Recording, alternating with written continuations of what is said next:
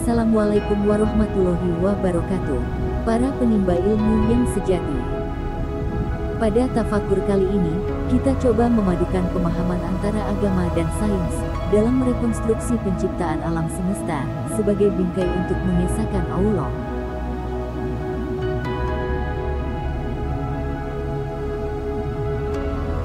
Guna membayangkan betapa maha hebatnya alam semesta ini, mari kita tengok sebuah galaksi lain, yang paling dekat dengan galaksi Bima Sakti yang berdiameter 100.000 tahun cahaya, dan berisi miliaran gugusan bintang pemintang, di mana planet bumi yang kita tinggali ini berada di sana. Galaksi tetangga kita yang terdekat itu bernama Andromeda, yang jauhnya 2,3 juta tahun cahaya dari rumah kita. 1 tahun cahaya adalah satuan jarak yang ditempuh oleh cahaya dalam 1 tahun, besarnya sekitar 10 triliun kilometer. Ini berarti, untuk mengunjungi galaksi Andromeda, andai saja kita naik roket foton berkecepatan 300.000 km per detik, membutuhkan waktu 2,3 juta tahun. Jika rata-rata usia manusia 100 tahun saja, maka setelah 23.000 turunan, kita baru tiba di galaksi yang paling dekat dengan pemukiman kita. Kalau sekarang berangkat, maka diperlukan ratusan generasi untuk bisa sampai ke sana. Begitu dahsyatnya alam semesta ini. Itu pun baru di langit pertama, belum mencapai multi-universe, sab'a samawat, atau langit ketujuh. Usia kita yang hanya puluhan tahun, tidak ada apa-apanya dibanding luasnya alam semesta. Maka, manusia tidak memiliki peluang guna mengarungi alam semesta yang maha luas itu. Diciptakannya alam semesta dalam 6 masa atau 6 hari, bukanlah langit dan bumi tercipta sekilas pintas, 6 kali 24 jam. Allah bukanlah pencipta yang gegabah, Allah bukanlah pembaharu yang terburu-buru. 6 masa memiliki 6 tahapan proses kejadian. Kendati yaum dengan jamaknya ay yang berarti hari dalam kulakan alam semesta, tidak senilai dengan hari dalam takaran bumi. Sehingga fisik tati ayamin, dalam surat Al-A'raf ayat 54 itu, lebih aman, andai ditafsirkan dengan 6 periode, yang jumlah waktu tiap masanya, hanya Allah saja yang tahu. Kenapa kita menyebutnya dengan masa? Karena hari yang terjadi di bumi, yang berdurasi 24 jam itu, berbeda dengan hari dalam ukuran alam semesta. Jika kita berkunjung ke planet Venus, 1 hari di sana hanya 5,8 jam. Atau bila kita berada di planet Jupiter, sehari di sana cuma 10 jam. Sehingga waktu yang biasa terjadi di bumi, bukanlah patokan waktu yang bersifat global. Karena jumlah hari dalam tiap-tiap planet pun berbeda-beda. Artinya, waktu yang biasa dipakai di bumi, tidak bisa disetarakan dengan waktu yang terjadi di alam semesta. 6 masa yang dimaksud Al-A'raf ayat 54 itu adalah ukuran waktu yang terjadi di pusat penciptaan alam semesta. Karena ayatnya merujuk pada proses penciptaan. Di pusat langit yang berdimensi tinggi, 1 harinya sangat panjang, berlipat-lipat kali dibanding 1 hari di alam kita, yang berdimensi 3. Kosmologi sebagai ilmu yang menyelidiki asal-usul alam semesta, memperkirakan bahwa usia alam semesta hingga kini sekitar 13,7 miliar tahun. Maka jika Allah menyebut bahwa waktu penciptaan alam semesta sebagai 6 hari, artinya durasi waktu seharinya bisa mencapai 2-3 miliar tahun, yang dihitung secara linier, sejak peristiwa Big Bang, atau ledakan dahsyat, yang menandai awal penciptaan alam semesta. Sejarah penciptaan alam semesta ini, sebenarnya sedang dipertontonkan ke hadapan kita semua. Faktanya, manusia belum mampu memahami seutuhnya, karena keterbatasan ilmu. Namun di sisi lain, kita diperintahkan untuk mempelajari alam semesta ini, termasuk proses penciptaannya, dan seluruh hukum alam yang berlaku padanya. Yang kita pelajari selama ini hanyalah penampakan semu berupa rekaman peristiwa masa lalu, yang dirangkai berdasarkan data-data temuan astronomi. Enigma penciptaan alam semesta, mau tak mau harus dirangkai dengan bukti-bukti empirik. Tanpa adanya sandaran teori yang saintifik, pemahaman penciptaan alam ini bagai cerita dongeng yang dipaksakan, dan harus ditelan mentah-mentah. Hal ini akan memancing respon negatif di luar Islam. Mari kita mulai membahas proses penciptaan alam semesta, dengan logika yang tersimak dari surat Hud, ayat 7.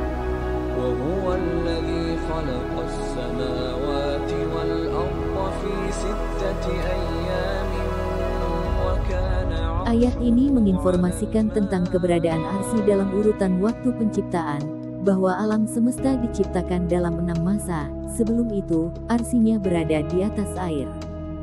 Apakah yang dinamakan Arsy, tron, atau singgasana itu?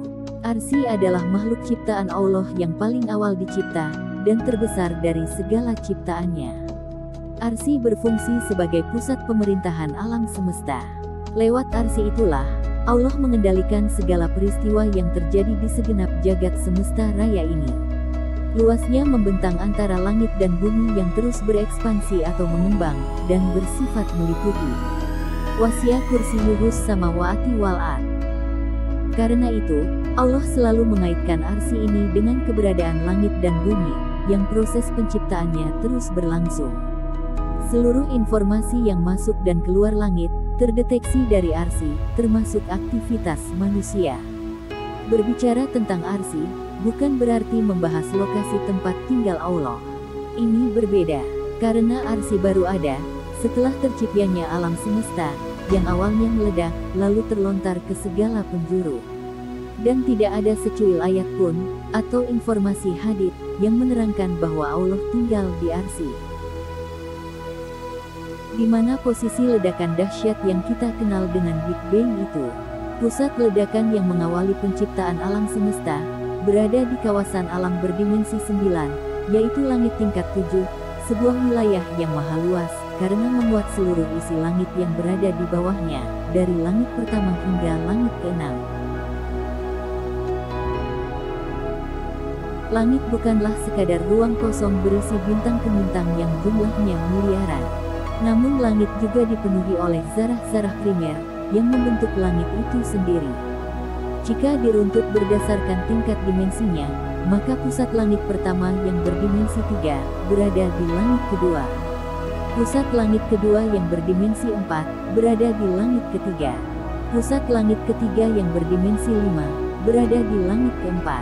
Dan seterusnya, hingga pusat seluruh alam semesta ini berada di langit ketujuh, yang berdimensi 9. Sebelum proses penciptaan alam semesta berlangsung, langit dan bumi awalnya menyatu pada tingkat kepadatan yang tak terhingga, atau infinite density. Kemudian lewat peristiwa Big Bang, keduanya terpisah. Kapan ledakan Big Bang terjadi? Jika jarak sebuah galaksi yang terjauh, dan kecepatan geraknya berhasil diketahui, maka asal ledakan awal penciptaan alam semesta bisa terlacak. Tahun 1929, pendekar astronomi, Edwin P. Hubble mempostulatkan bahwa, pergeseran cahaya yang datang dari galaksi terjauh, sebanding dengan jaraknya. Ia merumuskan bahwa, kecepatan galaksi menjauh, sama dengan jarak galaksi, dikali konstanta Hubble. Dari formulasi itu ditemukan bahwa, spektrum cahaya dari galaksi di luar Bima Sakti, sedang bergerak ke arah panjang gelombang yang lebih besar, atau redshift. Berdasarkan fenomena efek Doppler, berarti galaksi-galaksi saling menjauh antara satu dengan lainnya. Makin jauh posisi galaksi, semakin besar pula kecepatannya. Jadi bisa dikatakan bahwa, saat ini alam semesta berada dalam keadaan berekspansi, atau mengembang. Artinya, sebelum terjadinya Big Bang, langit, bumi, galaksi, dan seluruh benda-benda langit pada awalnya menyatu pada satu titik. Kapan peristiwa itu terjadi? Waktunya adalah jarak galaksi terjauh, dibagi kecepatan galaksi menjauh, atau T, sama dengan 1 per konstanta Hubble. Di mana T adalah waktu, dan H adalah konstanta Hubble, yang nilainya 70 km per detik per megaparsec. Itulah saat terjadinya Big Bang, Ledakan dahsyat yang menjadi permulaan digelarnya drama kolosal bagi ruang waktu, materi energi, yaitu penciptaan alam semesta. Saat ini galaksi-galaksi sedang saling menjauh dengan kecepatan 15 km per detik untuk tiap jarak 1 juta tahun cahaya. Nilai ini setara dengan 70 km per detik per megaparsec. Maka dapat diperkirakan bahwa alam semesta ini tercipta lewat proses Big Bang, ledakan dahsyat antara 10 sampai 20 miliar tahun yang lalu. Angka favorit di kalangan para ilmuwan adalah 13,7 miliar tahun. Dari informasi surat Hud ayat 7 di atas, ada beberapa poin penting, bahwa sebelum proses penciptaan alam semesta yang berlangsung dalam 6 hari, fi sittati ayamin, saat itu arsy Allah berada di atas air, wa kana arsyuhu alal ma'a. Kata kana, di ayat itu menunjukkan waktu lampau, atau past tense. Maka jika kita melihat dalam teks terjemahan, biasanya diberi penjelasan dalam tanda kurung, sebelum itu. Maksudnya, arsy Allah yang berada di atas air, atau alma itu, terjadi beberapa saat sebelum ledakan Big Bang. Jadi, arsy sebagai pusat pengendali pemerintahan alam semesta, sudah ada terlebih dahulu, sebelum terjadinya Big Bang.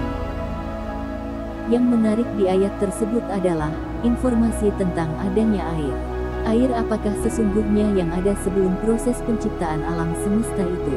Karena atom hidrogen, dan oksigen, yang jadi penyusun air itu, baru ada setelah miliaran tahun kemudian, yaitu sesudah suhu alam semesta mendingin. Saat itu jangankan air, semua materi dan energi belum terbentuk, apalagi atom-atom. Istilah air yang dimaksud adalah campuran materi, energi, ruang, dan waktu, yang dipadatkan menjadi sebuah noktah, atau titik, dalam ukuran yang sangat kecil. Namun memuat besaran-besaran ekstrim, yaitu tekanan yang tiada taraf tingginya, suhu yang tak terhingga panasnya, dan volume yang tak terhingga kecilnya. Air inilah yang memuat segala jenis partikel, sebagai bahan baku matahari, bintang kemintang, nebula, meteor, asteroid, superkluster dan miliaran galaksi yang tak terhitung jumlahnya. Semuanya digabung menjadi satu, dikompres dalam ukuran yang sangat kecil. Itulah yang dimaksud air, atau alma, yang berada di bawah arsy, sesaat sebelum peristiwa Big Bang. Para kosmolog menyebutnya sebagai subkosmos, yaitu benih alam semesta.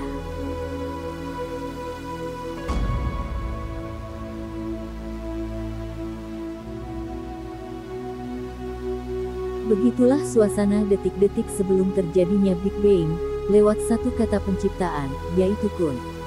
Kata perintah kun merupakan variabel informasi, yaitu elemen kelima pengisi alam semesta, di samping ruang, waktu, materi, dan energi. Lewat kalimat perintah Mahasakti kun itulah, air atau subkosmos meledak. Mengurai hukum-hukum alam, takdir dan berbagai peristiwa yang bakal terjadi sepanjang sejarah perjalanan alam semesta. Sejarah kehidupan di muka bumi, semuanya tertata dalam skenario yang sangat rapi dan sempurna. Berapa panas suhu alam semesta saat Big Bang terjadi? Menurut perhitungan kosmologi, alam semesta saat itu bersuhu 10⁻28, atau 10.000 triliun derajat Kelvin, ketika baru berusia 10⁻−35, atau 1/100 miliar triliun detik, setelah waktu nol. Waktu nol adalah saat terjadinya Big Bang, yaitu dimulainya penciptaan alam semesta. Suhu 10⁻28 derajat Kelvin ini setara dengan energi sebesar 10⁻24, atau 2 triliun elektron volt, yaitu energi yang diperlukan untuk menyatukan gaya elektromagnetik kuat, dengan gaya elektromagnetik lemah, yang merupakan pemisahan elektron dari inti atom.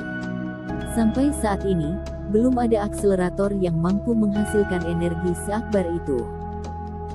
Gaya gravitasi baru muncul ketika alam semesta bersuhu 10⁻32, atau 100 juta triliun derajat Kelvin, di saat usia alam semesta 10⁻−34, atau 1/10 juta triliun detik sesudah waktu nol.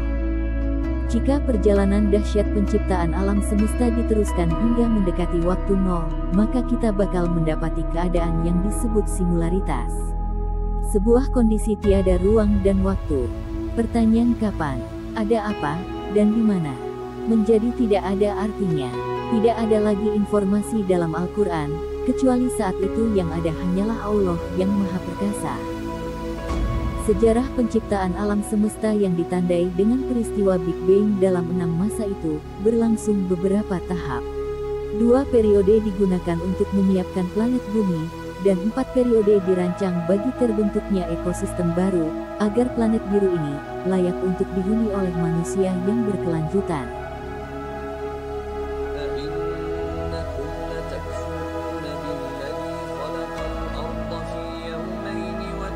Sekarang kita analisa Al-Quran Surat Fussilat, ayat 9-12.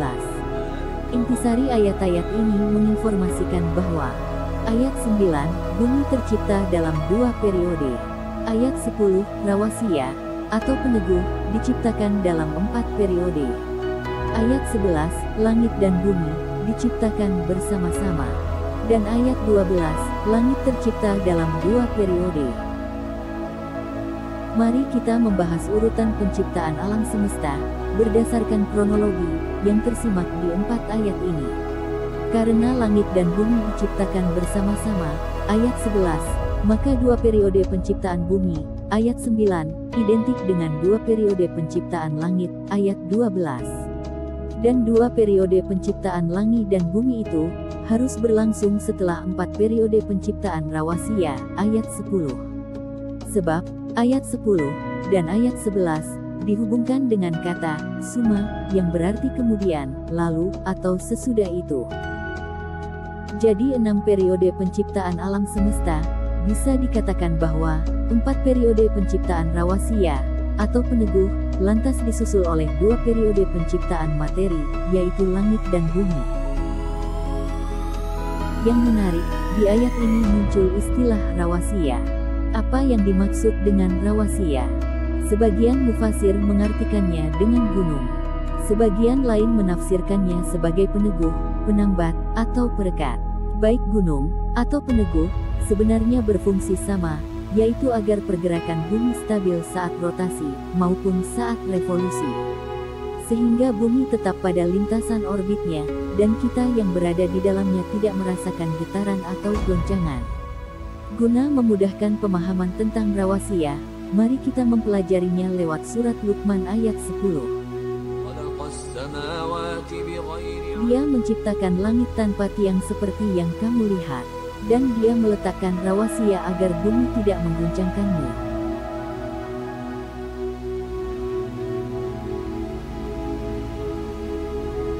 Rawasiyah berasal dari kata rasa, yang berarti penguat, penegak, perekat, atau penambat. Bumi yang berputar dalam tubuhnya sendiri, atau berotasi, dengan kecepatan 1670 km per jam ini, ternyata sedang berevolusi, atau mengelilingi matahari, dengan kecepatan 110.000 km per jam, pada jarak 150 juta kilometer. Menghasilkan gaya sentrifugal, untuk melawan gaya tarik matahari secara seimbang. Bayangkan, jika kecepatan bumi saat menawaf matahari lebih lambat sedikit saja, dipastikan bumi bakal tersedot oleh matahari, dan kita semua bakal lenyap. Tapi, jika kecepatan bumi saat memutari matahari lebih cepat sedikit saja, maka bumi akan lepas dari cekalan matahari, dan terhempas ke angkasa luar yang luasnya tiada taraf. Di samping mengedari matahari, bumi bersama planet-planet lain dalam sistem tara surya, sedang bergerak mengitari pusat galaksi Bima Sakti, dengan kecepatan 828.000 km per jam. Lantas galaksi Bima Sakti bersama 22 galaksi berukuran raksasa, termasuk Andromeda, sedang bergerak mengitari pusat konstelasi atau kelompok Virgo dengan kecepatan 333 km per detik, menuju superkluster Hydra Centauri dalam kecepatan 310 km per detik. Dengan kecepatan yang sangat fantastis itu, ternyata kita yang tinggal di bumi, bisa hidup aman, tentram, tidak merasakan guncangan akibat efek pergerakan benda-benda langit yang jumlahnya triliunan itu. Hal ini terjadi karena adanya rawasia, atau peneguh yang bekerja menyangga benda-benda langit yang tanpa tiang itu, agar tetap pada orbitnya masing-masing. Rawasia tidak hanya bekerja pada makrokosmos, namun dalam skala atomik juga, hingga membuat elektron tidak lepas dari intinya. Rawasia yang mengikat proton dan neutron dalam inti atom. Jadi, semua proses kejadian di alam semesta ini, diatur dan diteguhkan oleh keberadaan rawasia. Dalam dunia sains, rawasia dikenal sebagai gaya, atau force yang memiliki 4 macam interaksi. Pertama, gaya kuat. Fungsinya mengikat partikel di inti atom. Kedua, gaya elektromagnetik, mengatur partikel yang bermuatan listrik, reaksi kimia, termasuk proses berpikir dalam otak manusia. Ketiga, gaya lemah. Fungsinya mengubah atom-atom, misal hidrogen menjadi helium, radioaktif, reaksi fisi pada matahari, hingga bintang-bintang tetap bercahaya. Keempat, gaya gravitasi. Bekerja pada benda yang memiliki massa berat, hingga menahan langit dan bumi agar tidak lenyap. Keempat macam gaya itulah yang disebut rawasia, berfungsi sebagai peneguh atau penahan.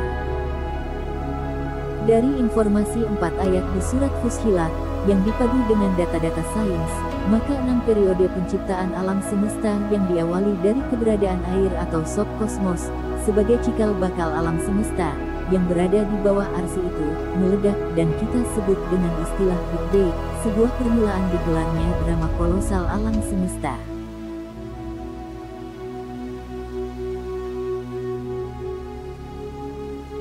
Periode pertama, pada saat waktu nol, lewat perintah Mahasakti, Kun, jadilah, maka terciptalah alam semesta dalam wujud energi, dengan sebuah gaya tunggal yaitu gravitasi, yang terlontar ke segala penjuru.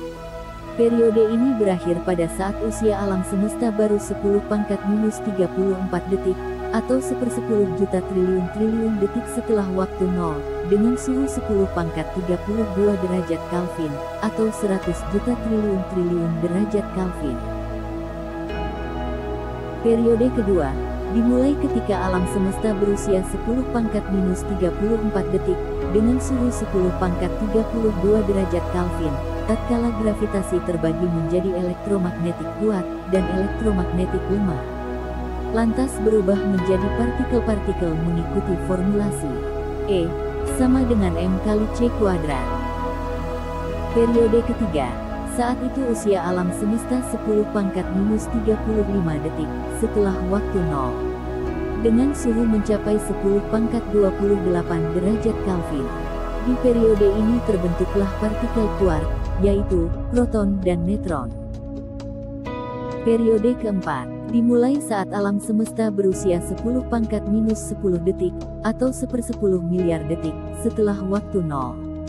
Di periode ini, rawasia atau peneguh baru tercipta, disusul oleh 2 periode penciptaan materi, yaitu atom-atom. Periode kelima, saat itu alam semesta berusia 10⁻6 detik, atau 1/1000 detik setelah waktu nol, dengan suhu 10⁻13 derajat Kelvin, terciptalah penyusun inti atom, yaitu nukleon. Periode keenam, dimulai ketika alam semesta berusia 3 menit setelah waktu nol, dengan suhu 10⁻10 derajat Kelvin, atau 100 miliar derajat Kelvin. Ditandai dengan pembentukan inti atom, yaitu proton dan neutron. Periode ini berakhir setelah alam semesta berusia 500.000 tahun, setelah waktu nol, dengan suhu 100.000 derajat Kelvin, ketika inti atom dan elektron membentuk hidrogen dan helium, sehingga matahari dan bintang kemintang tetap bercahaya. Periode ke-6 mengakhiri seluruh rangkaian penciptaan alam semesta. Atom-atom yang beraneka ragam membentuk berbagai benda, planet-planet, galaksi, superkluster dan seterusnya, yang ditegakkan oleh gaya gravitasi. Sekarang kira-kira 13,7 miliar tahun semenjak waktu nol, telah dikenal 115 jenis atom, yang semuanya merupakan turunan dari hidrogen dan helium. Saat ini suhu rata-rata alam semesta merata, yaitu 3 Kelvin, atau 270,5 derajat Celcius, atau 455 derajat Fahrenheit. Komposisi alam semesta tidak berubah. Hampir 92% dari seluruh atom adalah hidrogen, helium 8%, dan atom-atom lain seperti karbon, nitrogen, oksigen, dan logam-logam lainnya hanya menempati 0,1% dari seluruh atom di alam semesta.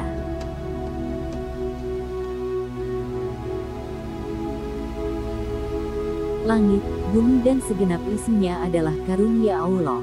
Rasanya tak pantas jika hanya untuk bersenang-senang mengumbar nafsu yang tak terkendali, hingga lupa akan fitrahnya sebagai khalifah fil ard. Dan tatkala manusia yang linglung cuma main-main dengan karunia Tuhan, Allah sendiri masih ajak dengan kebenaran karya ciptanya. Bumi dan langit masih tetap dibangun dengan tidak main-main, kendati semua manusia bumi kufur. Kenyataan ini perlu kita tafakuri agar menjadi manusia yang rumangsa, yang sadar akan kekuasaan Allah, Tuhan sarwa sekalian alam. Setelah kita menyadari itu, maka alangkah malunya, andai amalan kita ini masih saja bukan semata-mata karenanya.